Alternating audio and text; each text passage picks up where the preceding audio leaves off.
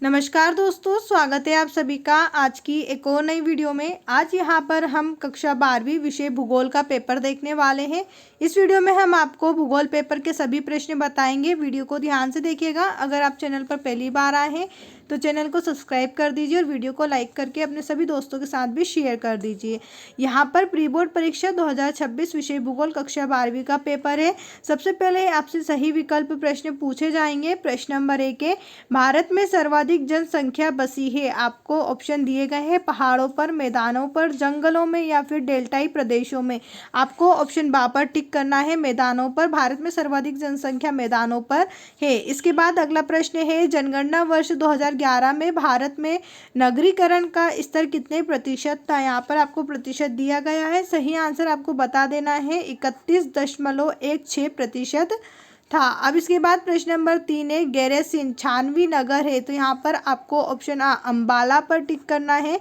गैरसिन 96 जो है अम्बाला नगर है। इसके बाद नंबर 4 है, निम्नलिखित में से किस महाद्वीप में जनसंख्या घनत्व निम्नतम है। आपको यहाँ पर महाद्वीप का पूछा गया है जहाँ जनसंख्या घनत्व निम्नतम है।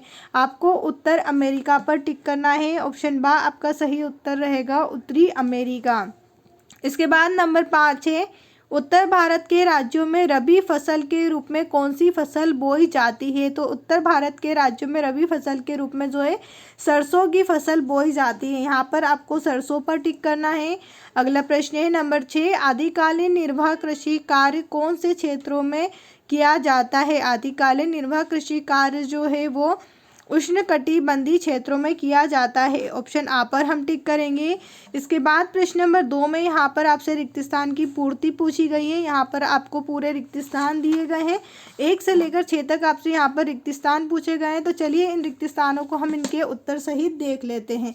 यहाँ पर पहला प्रश्न आपसे रिक्त स्थान में पूछा जाएगा, रिक्तिस्तान राज्य देश का आधे से अधिक ज्वार उत्पादित करता है। आंसर में आपको महाराष्ट्र बताना है। महाराष्ट्र राज्य देश का आधे से अधिक ज्वार उत्पादित करता है। इसके बाद नंबर 2 है, इंदिरा गांधी नहर पंजाब में बांध से निकलती, कौन से बांध से निकलती है। आपको लिखना है हरिके। इंदिरा गांधी नहर पंजाब में हरिके बांध से निकलती है। इसके बाद नंबर 3 है, भारत की प्रमुख रेशेदार फसल कपास एवं है। तो भारत की प्रमुख रेशेदार फसल कपास एवं जूट है।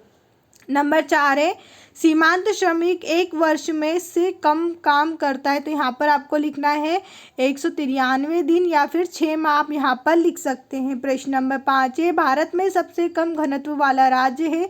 उत्तर आपको लिखना है अरुणाचल प्रदेश। अरुणाचल प्रदेश जो है भारत में सबसे कम घनत्व वाला राज्य है। नंबर 6 है, को मसालों का राज्य कहते हैं। यहाँ पर हम लिखेंगे केरल। केरल को मसालों का राज्य कहते हैं। अब इसके बाद अगला प्रश्न यहाँ पर आप देखिए, प्रश्न नंबर 3 में जो है यहाँ पर आपसे सत्य असत्य पूछे गए हैं। पहला प्रश्न आपसे पूछा है, भारत पहला सर्वाधिक गेहूं उत्पादक देश है। यहाँ कथन सत्य है या असत्य आपको बताना है। तो पहला आपका यहाँ पर असत्य रहेगा, भारत पहला सर्वाधिक गेहूं उत्पादक देश है, यहाँ कथन असत्य है। इसके बाद नंबर 2 है, विस्तृत वाणिज्य अनाज कृषि में प्रति एकड़ उपज कम होती है। यह कथन आपका सत्य रहेगा। इसके बाद है, राइन नदी जर्मनी और नीदरलैंड से होकर प्रवाहित होती है। राइन नदी जो है वो जर्मनी और नीदरलैंड से होकर प्रवाहित होती है। यह कथन आपका सत्य रहेगा। इसके बाद है, भारत की प्रमुख खाद्यान्न फसल चावल है। भारत की जो प्रमुख खाद्यान्न फसल है क्या वो चावल है। यह कथन आपका सत्य रहेगा। इसके बाद है, लौह अयस्क के प्रगलन के लिए मैग्नीज एवं महत्वपूर्ण कच्चा माल है। लौह अयस्क के प्रगलन के लिए मैग्नीज एवं मैग्नीज जो है एक महत्वपूर्ण कच्चा माल है। यह कथन आपका असत्य रहेगा। इसके बाद अगला प्रश्न है, चेन्नई पत्तन पूर्वी तट पर स्थित सबसे पुराना पत्तनों में से है। चेन्नई पत्तन जो है क्या वो पूर्वी तट पर स्थित सबसे पुरानों पत्तनों में से एक है। तो यहाँ कथन आपका सत्य रहेगा। अब इसके बाद आप देखिए, तो प्रश्न नंबर 4 में आपसे सही जोड़ी पूछी गई। तो चलिए इस जोड़ी के नंबर को भी हम यहाँ पर देख लेते हैं। पहले में आपसे यहाँ पर पूछा गया है, सर्वाधिक कपास उत्पादक, सर्वाधिक कपास का उत्पादक कहाँ है। तो यहाँ पर आपको महाराष्ट्र पर लिखना है। महाराष्ट्र पर हम चिन्ह करेंगे। इसके बाद है द्रविड़ भाषा परिवार, तो यहाँ पर हम टिक करेंगे तमिलनाडु, कर्नाटक और केरल। नंबर 2 यहाँ पर हम डाल देंगे। नंबर 3 में है भारत में जनसंख्या विस्फोट की अवधि, यहाँ पर हम लिखेंगे 1951 से 81 तक। नंबर 3 यहाँ हम डालेंगे आर्यभट्ट को हम मिलाएंगे 1979 पर, यहाँ पर आपको लिख देना नंबर 4। इसके बाद है प्राथमिक क्रियाकलाप को हम कृषि से मिला देंगे।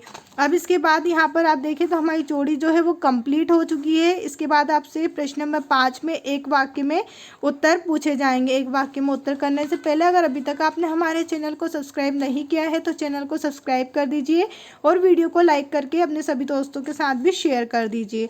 यहाँ पर हम सभी एक वाक्य में उत्तर वाले प्रश्न के उत्तर को देख लेते हैं। पहला प्रश्न यहाँ पर आपसे पूछा गया है, भारत की जनसंख्या किस प्रावस्था में वृद्धि दर अत्यंत निम्न थी, यहाँ पर आपको लिखना है 1901 से 1921 तक। इसके बाद है विश्व व्यापार संगठन कब मनाया गया था, उत्तर हम लिखेंगे 1 जनवरी 1995 में। नंबर 3 है सिंगापुर और होनोलुलु किस प्रकार के पत्तनों के उदाहरण है, यहाँ पर आपको लिखना है विश्राम पत्तनों के उदाहरण है। एशिया की सबसे गंदी बस्ती का नाम लिखिए, एशिया की सबसे गंदी बस्ती का नाम है धारावी। इसके बाद नंबर 5 है राष्ट्रीय युवा नीति कब आरंभ की गई थी, तो राष्ट्रीय युवा नीति जो है वो 21 फरवरी 2014 से लागू की गई थी। अब इसके बाद यहाँ पर हम बात करें अपने अगले प्रश्न की, तो यहाँ पर आप देख सकते हैं अगला प्रश्न आपसे यहाँ पर पूछा जाएगा। प्रश्न नंबर 6 है मृत्यु दर किसे कहते हैं, उसी के अथवा में आपसे पूछा है थॉमस मैल्थस का जनसंख्या वृद्धि सिद्धांत क्या है।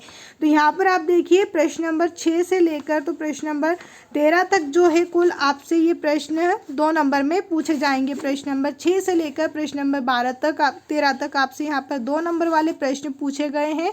प्रश्न आप यहाँ पर देख सकते हैं मुख्य श्रमिका का सीमांत श्रमिक किसे कहते हैं, उसके अथवा में है सहकारी कृषि की कोई 2 विशेषता आपको बताना है। नंबर 8 में है मानव विकास के 4 स्तंभ कौन से हैं और उसी के अथवा में जनसंख्या घनत्व किसे कहते हैं पूछा है। प्रश्न नंबर 9 है प्राथमिक क्षेत्र के अंतर्गत आने वाले क्रियाकलापों के नाम आपको बताना है। अथवा में जल संरक्षण के कोई 2 उपाय आपसे पूछे गए हैं। प्रश्न नंबर 10 है जनसंख्या संगठन से क्या आशय है, अथवा में कायिक घनत्व तथा कृषि घनत्व किसे कहते हैं। इसी प्रकार प्रश्न नंबर 11, 12 और 13 आपको दिए गए हैं। यहाँ पर अगला प्रश्न आप देखें प्रश्न नंबर 14 में आपसे पूछा है जनांकिकी संक्रमण की 3 आवश्यकता की विवेचना, अथवा में मानव भूगोल की कोई एक परिभाषा आपसे पूछी है। तो यहाँ पर प्रश्न नंबर 14, प्रश्न नंबर 15 और प्रश्न नंबर 17 तक आप यहाँ पर देखिए 16-17 तक ये सभी प्रश्न आपसे 3 नंबर में पूछे गए हैं। इसके बाद प्रश्न नंबर जो 18 है ये प्रश्न आपसे 4 नंबर में पूछा जाएगा। सुएज नहर तथा पनामा नहर में तुलना कीजिए और अंतर्राष्ट्रीय व्यापार के प्रमुख आधार कौन कौन से समझा, यहाँ प्रश्न आपसे 4 नंबर में पूछा जाएगा। इसके बाद प्रश्न नंबर 19 में आप देखें तो यहाँ पर आपसे विश्व मानचित्र के बारे में पूछा जाएगा।